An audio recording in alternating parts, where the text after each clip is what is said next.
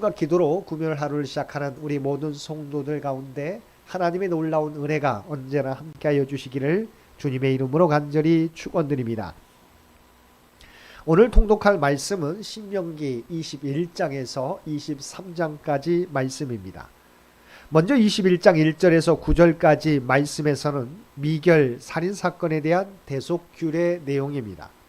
즉 살인자를 알 수 없는 피살체가 발견될 경우 그곳으로부터 가장 가까운 성읍의 장로들은 아직 부리지 아니하고 멍에를 매지 아니한 암송아지를 취하여 물이 항상 흐르고 갈지도 않고 씨를 뿌린 일도 없는 골짜기로 가서 그곳에서 그 송아지의 목을 꺾고 무죄한 자의 피를 흘리게 한 공동체적 책임을 고백하고 자신들은 그 사건과 무관함을 선언하라는 것입니다.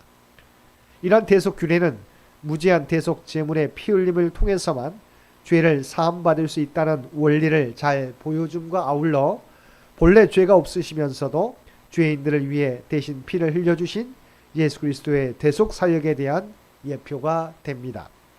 10절 이하의 말씀에서는 전쟁에서 포로로 잡은 이방 여인을 아내로 맞을 경우에 대한 규례를 주고 있습니다.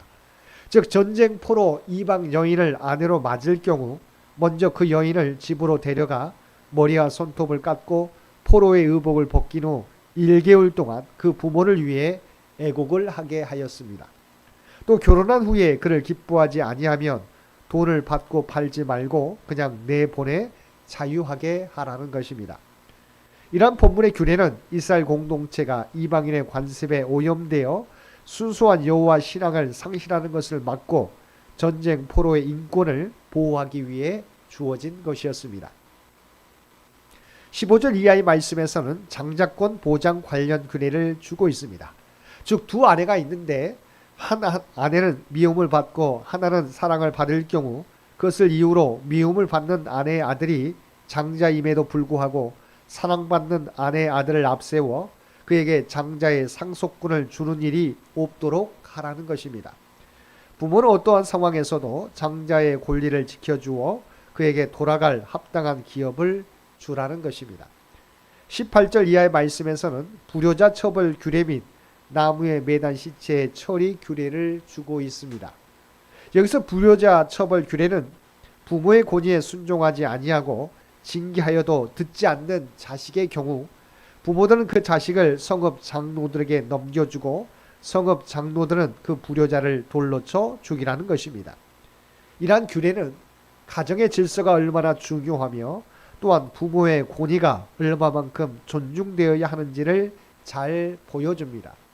한편 나무에 매단 시체의 처리 규례는 어떤 사람에게 사형을 처할 만한 죄가 있어 그를 죽여 나무에 매단 경우 밤새 매달지 말고 당일에 장사하라는 것입니다. 이는 그 시체로 인해서 가나안 땅이 의식적으로 부정하게 되는 것을 막기 위한 조치이지만 다른 한편으로 망자의 죽음을 소홀히 해서는 안 될 것을 가르쳐 주는 것입니다. 22장 1절에서 4절에서는 유실물 반환 및 상부 상조 규례를 전해주고 있습니다. 곧 이웃의 잃어버린 물건을 보면 찾아주고 이웃의 나귀나 소등이 길에 넘어진 것을 보면 그 이웃을 도와 그것을 일으켜 세워주라는 것입니다.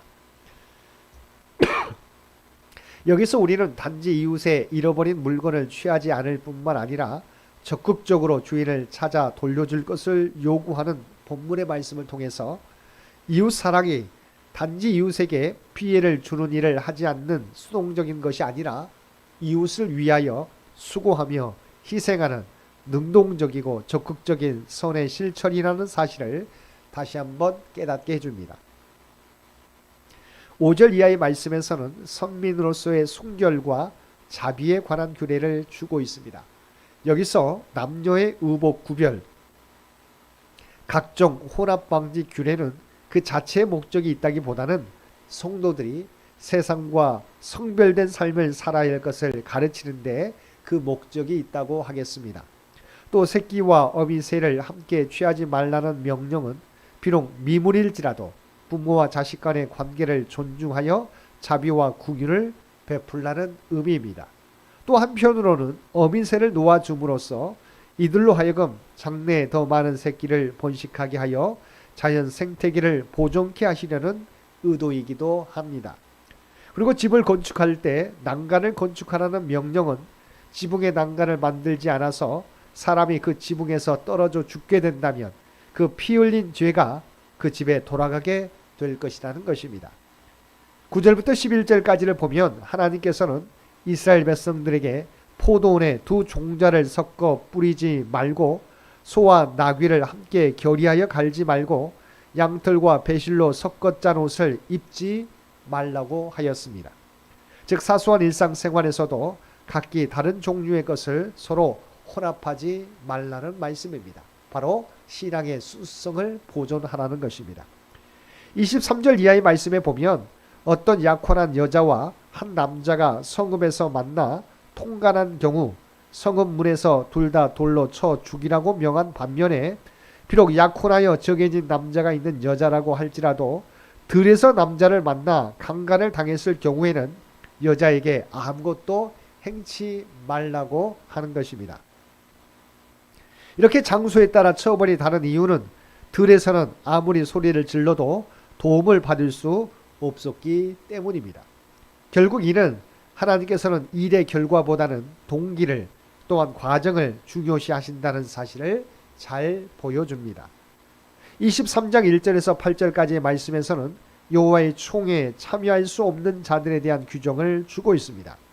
즉 여기서 모세는 먼저 고환이 상하거나 배임을 당하여 생식 기능을 상실한 자, 또 불법적인 성관계에 의해서 태어난 사생자들은 여호와의 총회에 들어올 수 없다고 하였습니다.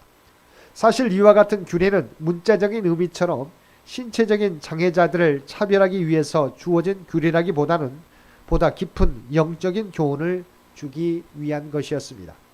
그것은 하나님의 명령을 듣고 행할 수 없는 영적 불구자들은 결코 하나님의 나라에 참여하지 못한다는 것입니다.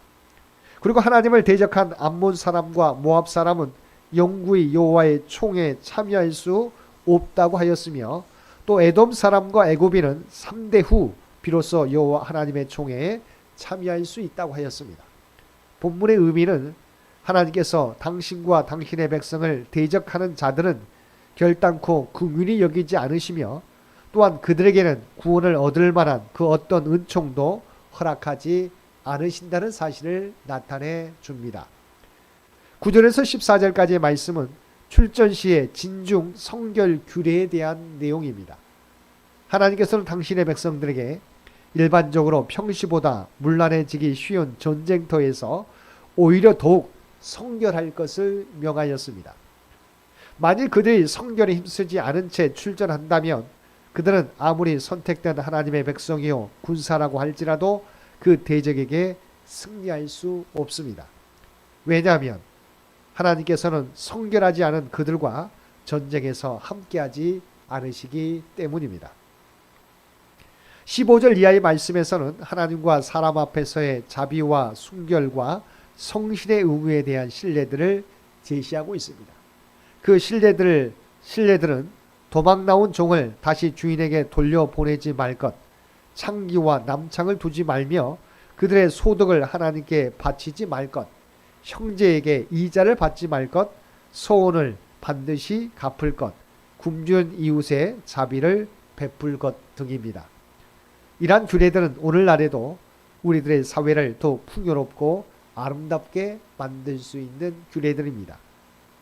사랑하는 성도 여러분, 하나님께서는 우리에게 하나님과 사람 앞에서 지켜야 될 의무들을 주셨습니다. 우리가 하나님이 주신 말씀대로 살아갈 때 우리는 하나님이 주시는 복과 은혜를 누릴 뿐만 아니라 이 세상도 하나님이 원하시는 아름다운 세상으로 변화될 것입니다.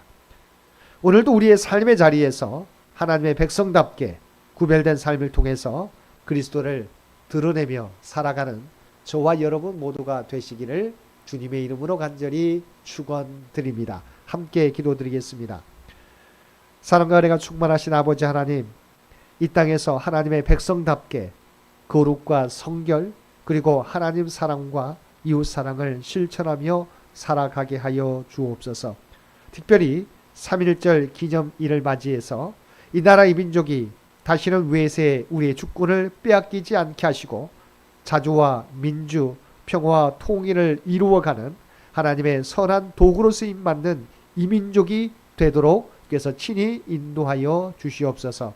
100주년을 준비하며 나아가는 장현재단을 기억하여 주시고 주의 백성들의 모든 기도와 간구와 모든 봉사와 헌신을 통해서 하나님이 계획하신 바를 이루어가는 우리 모두가 되게 하여 주옵소서. 또한 올로 장로님을 비롯한 우리 모든 성도들을 눈동자와 같이 지켜 보호하여 주시기 원합니다. 특별히 환우들 가운데 함께하여 주시어서 아버지 하나님 그들에게 놀라운 하나님의 치유와 회복의 역사를 허락하여 주옵소서.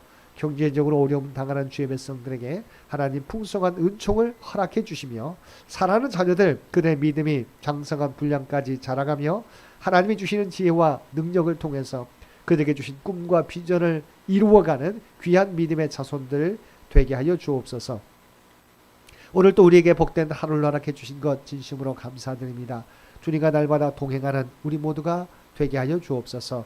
말씀이 우리의 삶이 되게 하여 주시옵소서. 또한 우리가 이 세상에서 살아가지만 하나님의 구원받은 백성, 부름받은 백성이라고 하는 정체성을 잃어버리지 않고 우리의 삶의 자리에서 그리스도의 향기와 선한 영향력을 날마다 드러내며 살아가게 하여 주옵소서.